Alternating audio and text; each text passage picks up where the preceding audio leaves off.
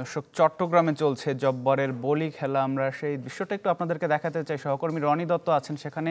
রনি, কেমন জমেছে এবারের ঐতিহ্যবাহী এই বলি খেলা, এবং একটু যদি জানতে চাই এই গরমের মধ্যে আসলে দর্শনার্থীদের উপস্থিতি কেমন?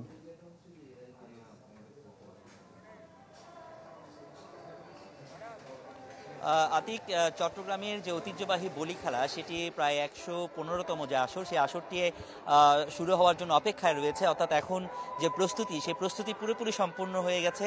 সেই মাহেন্দ্রক্ষণের জন্য অপেক্ষা, হয়তো কিছুক্ষণ অর্থাৎ আর ঘন্টাখানেক পরে, যেহেতু তীব্র একটি রোদ রয়েছে এখন এবং সেই সাথে তাপপ্রবাহ রয়েছে, যে কারণে এই খেলাটি ৪টার দিকে আসলে শুরু হওয়ার কথা আমাদেরকে জানিয়েছেন আয়োজকরা। তো এই মুহূর্তে যে প্রস্তুতি, সেই প্রস্তুতিটি সম্পন্ন হয়েছে এবং পুলিশ প্রশাসনের পক্ষ থেকে পুরো এলাকাটিকে আসলে নিরাপত্তার যে বিষয়গুলো সেগুলো আসলে খতিয়ে দেখা হচ্ছে।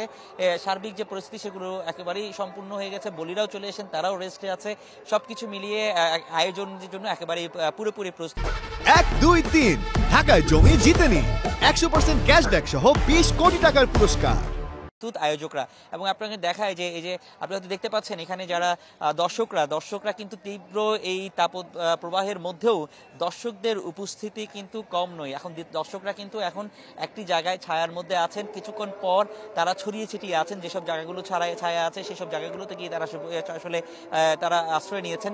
কিন্তু কিছুক্ষণ পর যখন আসলে রোদের তাপটি কমে যাবে, তখন এই পুরো মাঠটি কানায় কানায় পরিপূর্ণ হয়ে যাবে, যেটা আমরা অতীত অভিজ্ঞতা দেখেছি যে দর্শকদের মধ্যে চট্টগ্রামের ঐতিহ্যবাহী এই বলি খেলা নিয়ে একটি আগ্রহ রয়েছে।